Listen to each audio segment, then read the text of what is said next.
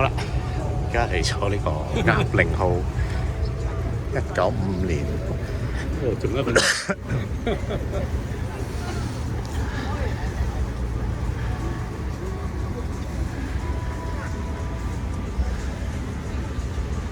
哦，啲人等緊呢隻船就要跑。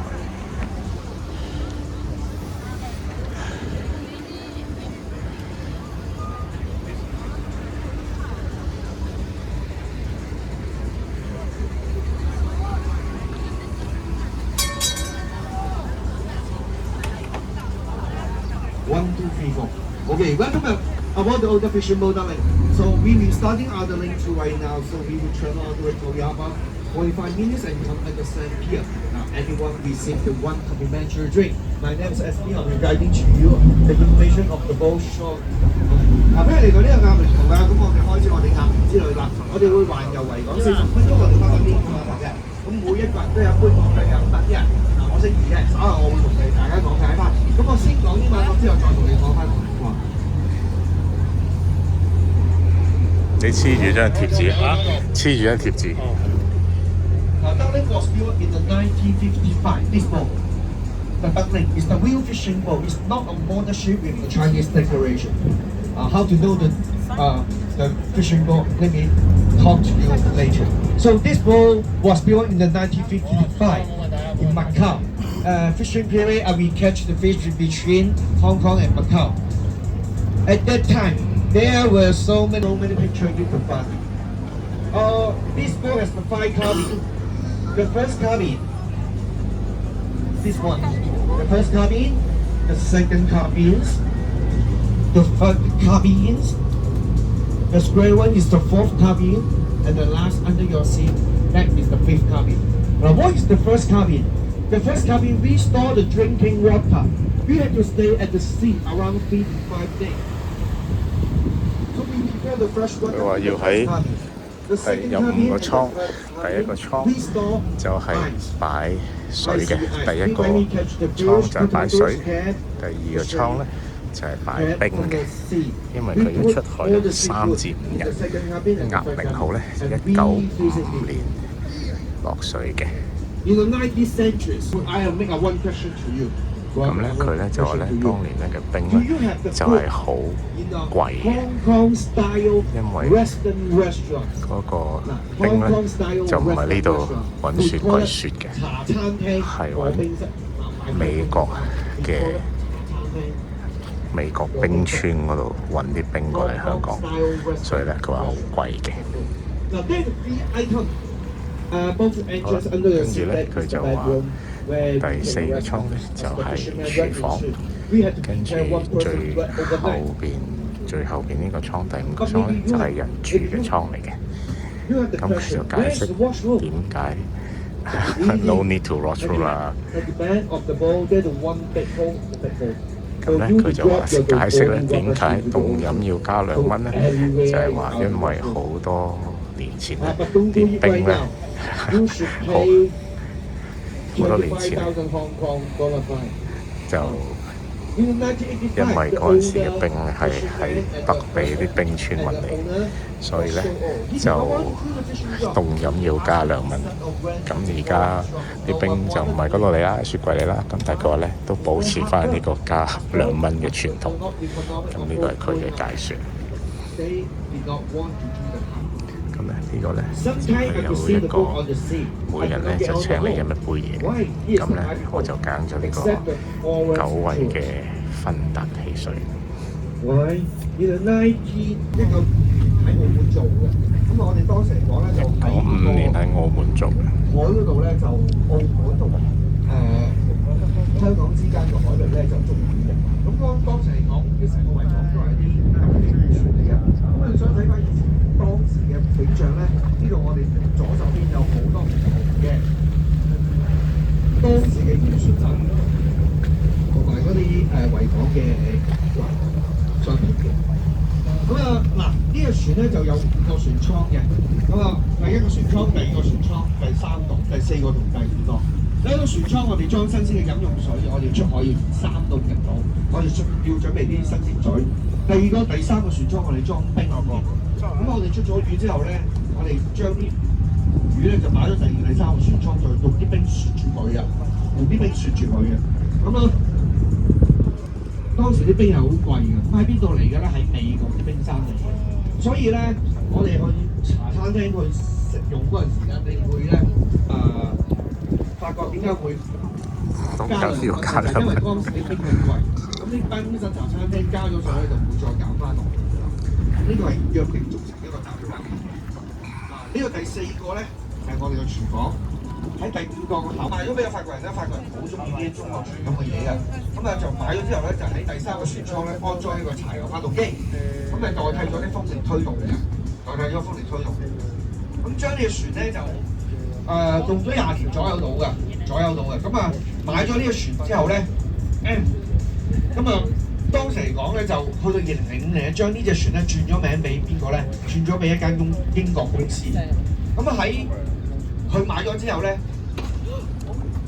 咁我哋周不時咧見到隻船喺海度，我哋都唔能夠坐嘅。除咗外國人之外，點解咧？喺1980年代嗰陣時，香港旅遊協會，即係香港旅遊發展局嘅前身，就租咗呢隻船推廣香港嘅形象去全世界。咁有一個實質嘅漁船咧，就變咗做一個咩啊？旅遊景點同埋一個文化標誌。將隻船咧泊咗喺香港仔漁村，即係香港仔嗰個避風塘啦。因為咧經過啲風風雨雨，人有失收，亦冇人圍溝佢之後咧，隻船就沉咗落海底。咁沉咗海底之後咧，咁有一個香港人知道呢個係香港歷史、香港遺產同埋香港啲回憶。咁之後用咗總數超過1000萬嘅總共超過1000萬以上嘅價錢咧，買咗過嚟先做海參嗰度。第一個途徑可以上太平山喺上面望落，第二個途徑喺嗰個海濱長廊喺個對岸喺度對岸。咁第3個咧，當我哋如果真係我係船用欣賞維港嘅形式咧，咁當船走去維多利亞港嘅中間，你就會發覺上海海有個因為佢夜景係包圍住呢個就係你會慢慢而家開始啲燈開始着咧，就包圍住。因為你其他都係一忽，我喺嗰邊燈亮，呢邊燈暗。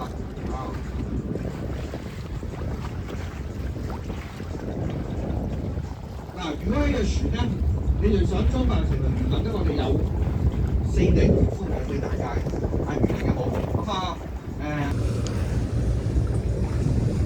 睇呢個維多利亞港咧，真係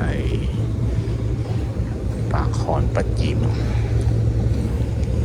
因為實在係好多嘢你喐啦，譬如呢個渡輪啦，跟住有燈啦，跟住到8點就有嗰啲激光啦，係一個好香港真係好奇妙嘅地方。尤其是係有一個漁村，呢個冇人食嘅地方，變成一個國際金融都市，都係短短幾10年，真係好犀利。咁又望下呢邊啦。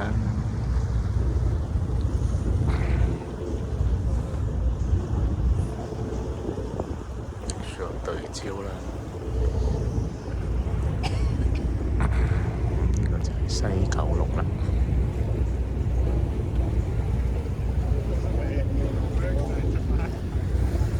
咁除咗呢個特靈號之外咧，喺維港咧都仲有另外2隻呢啲扮係帆船嘅船噶噃。咁嗰日就見到有隻叫做張寶仔，咁另外第3隻咧就唔知叫咩名啦。咁都係係啦，都係咁樣嘅。而我哋見到呢隻咧，就係另外一隻。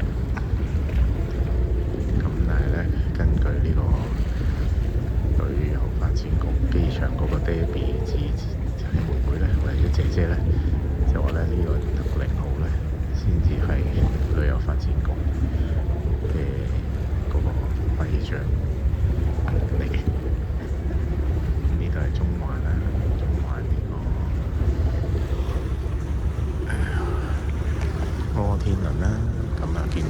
渣打，有匯豐，有康樂大廈，仲有迎德國金，嗰間叫做文華東方啦，即係啦，好不幸嘅一個地方啦。咁就見到山頂嘅凌霄閣喺呢度，係啦，跟住叫做中銀，見到美國銀行大廈、力寶中心、香格里拉、大會堂，呢啲全部都係啲香港嘅地標。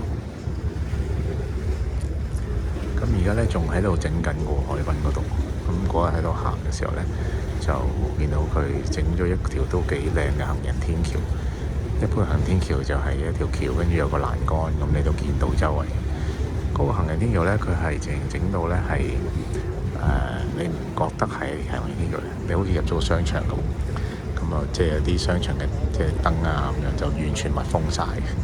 咁就係一個好特別嘅即係做法啦。咁我諗佢嗰個行人天橋應該唔知第日會整成一個唔知咩室內最大嘅花園、空中花園之類咁樣嚇。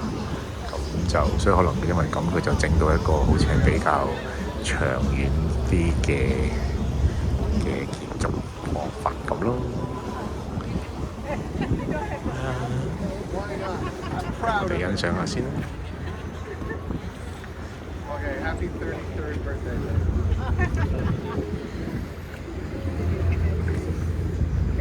宏利啦，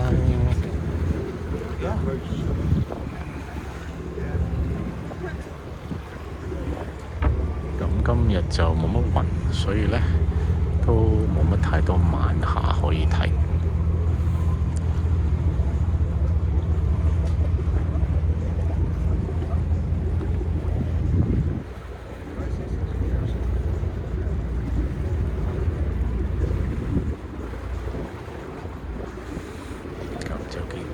灣仔個街叫天馬南，睇翻照先。跟住有 Cornbread 酒店，跟住有最特別嘅呢個會展啦，有長實，係啦，好多啲樓都唔認得路。嗰個叫做咩大廈圓碌碌嗰棟咧，合和定順華，我記得好似合和中心，圓碌碌嗰棟，係啦，宏利、中國人壽、新鴻基。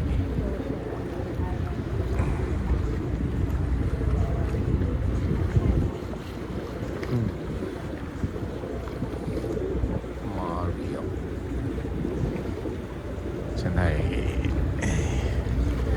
百感交集啊！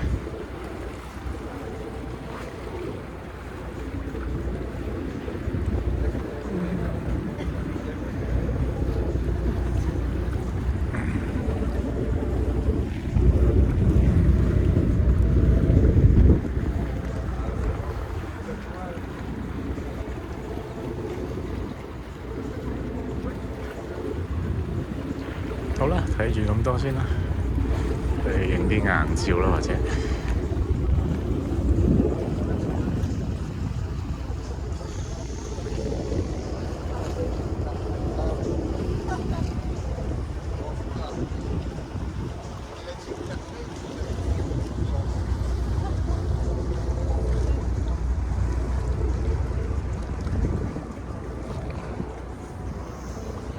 就係咁啦。